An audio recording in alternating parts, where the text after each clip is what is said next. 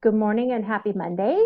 So today we're going to move on to section 11-3, which is talking about the number e. So e is similar to pi, that even though it's a letter, it's not a variable, it's something that's going to be constant. So let's learn about what e is. So if we take a look, first we need to talk about factorial. So factorial is the product of all the positive integers from 1 to a given number. So for example, if I say 6 factorial, that's going to be the product of 6 times 5 times 4 times 3 times 2 times 1, which is 720. So this is in your calculator. And so you should be able to see a factorial button. It looks like X is shouting really loud. It'll say X factorial on your calculator. And so when I do the first example, I'll show you in my calculator, and then if you can't find it on your calculator, just take a picture and email it to me. And then also note that 0 factorial is just considered to be 1. So E is the sum of 1 plus 1 over 1 factorial plus 1 over 2 factorial plus 1 over 3 factorial, etc. And what you'll find is if you plug that into your calculator, it never changes, and it's approximately 2.717.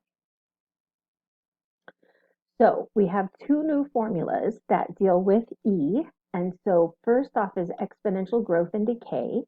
And so this is similar to the population questions that we had. So N stands for the final amount. N sub 0 stands for the initial or the original amount. K is your constant of growth or decay. So that's like your rate. And so K, if it's positive, it's going to be growth. And if it's negative, it's going to be decay. And then T is time, depending on how K is defined. So it doesn't necessarily have to be years. So for example, mitosis, sometimes we're talking about minutes. So time could be in minutes. So an example of what your question could look like, they said that the polynomial in terms of time is represented by 100 e to the power of 0.271 t, where t is time in hours. And so what I want you to do at first is just take a look at that and pause the video and tell me what type of bacteria, the rate in which the bacteria is reproducing and what's the initial number of bacteria. So pause the video and see if you can answer that question. So if you look, our K value is equal to 0.271. So that means the rate in which we are increasing is going to be 27.1%. And the initial number of bacteria is that number in front of the E, so we initially have 100 bacteria.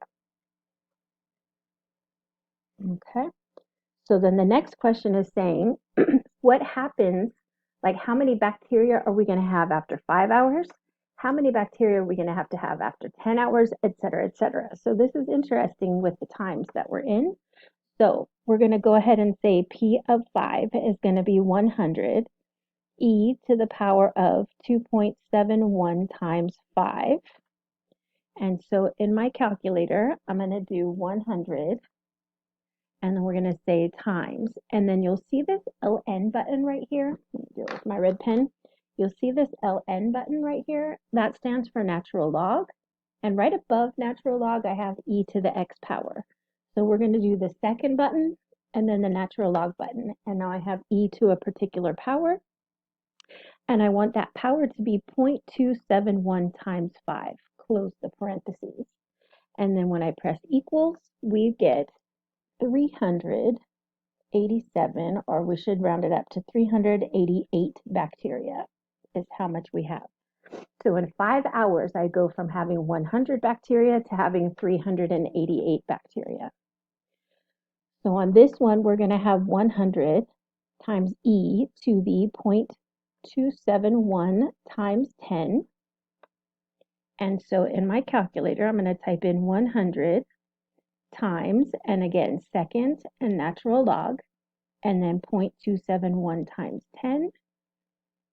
And then that's going to give me 1,503 bacteria. So in just 10 hours, I went from having 100 bacteria to having 1,503 bacteria.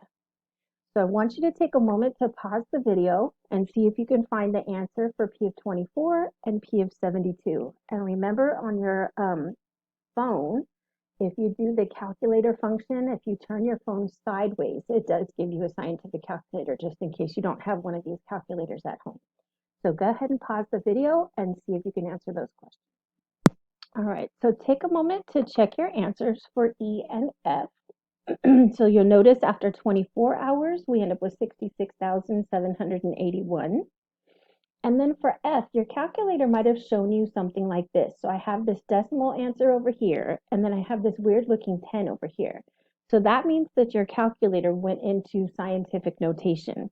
So it's saying that we have 2.98 times 10 to the 10th power. So that would be something like 2 and then 9, 8. So there's 2 of the 10. So then I need 8 zeros. And so it looks like we have 29, what is that, trillion, 800 bacteria after just 72 hours, which I believe is 3 days. So that's pretty crazy.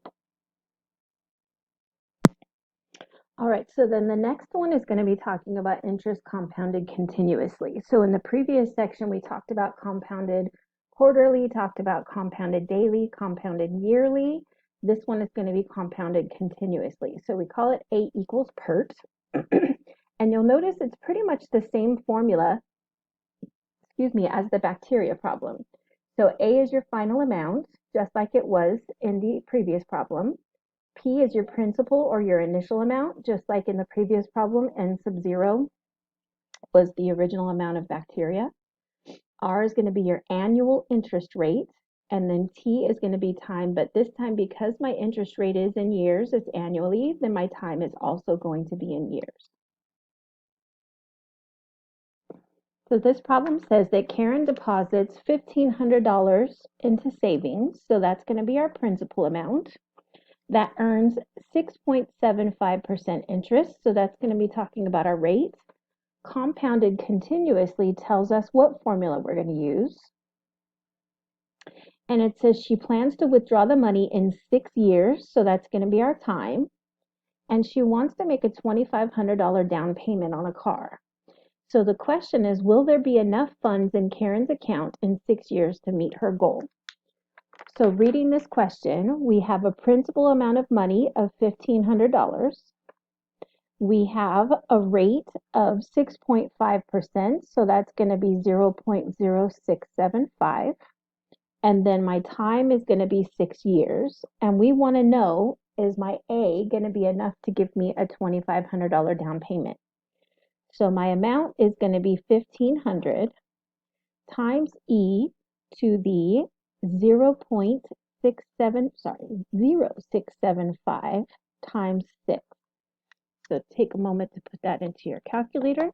1,500 times E to the power of 0.0675 times 6.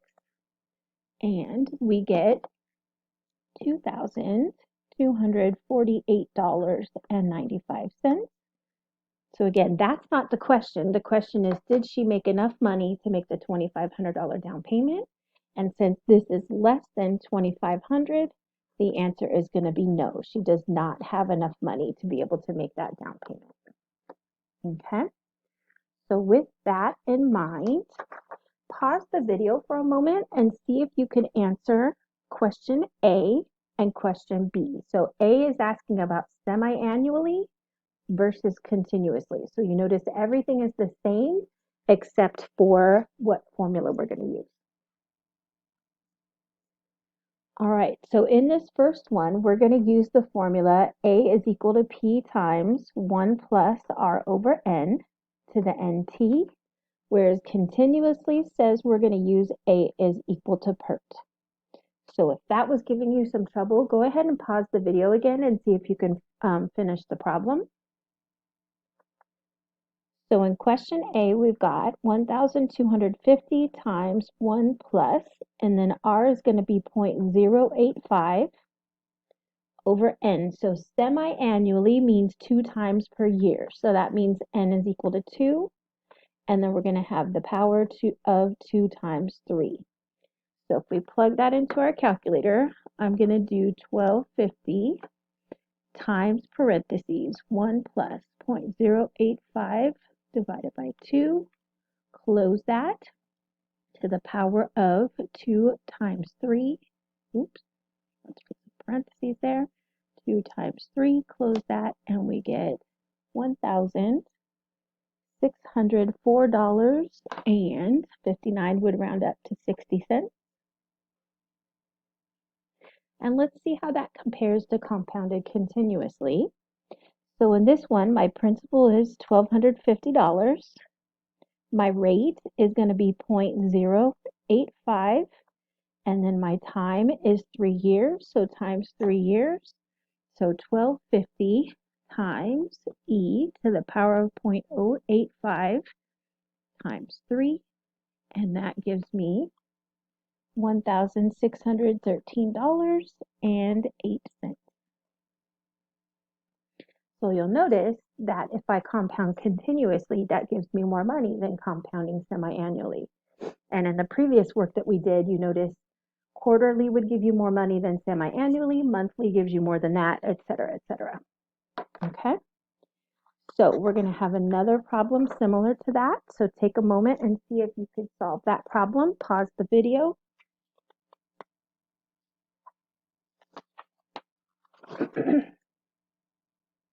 So again, this is going to be A is equal to P times 1 plus R over N to the NT power. And this is going to be A is equal to PERT. So take a moment, see if you can solve it again. So in this question, this says monthly. And so that means N is going to be equal to 12. So we get the principal of 2575 times 1 plus, and my rate is going to be 0.0625 over the number of times per year, which is 12, to the power of 12 times 3. Put that in parentheses. So we're going to have 2575 times parentheses 1 plus 0.0625 divided by 12. Close that, to the power of parentheses 12 times 3. And that gives us $3,104.53. And so that's if I compound it 12 times a year. And let's see what happens if we compound it continuously. That's going to give me 2575 times e to the 0.0625 times the time of now. Ooh, I made a mistake.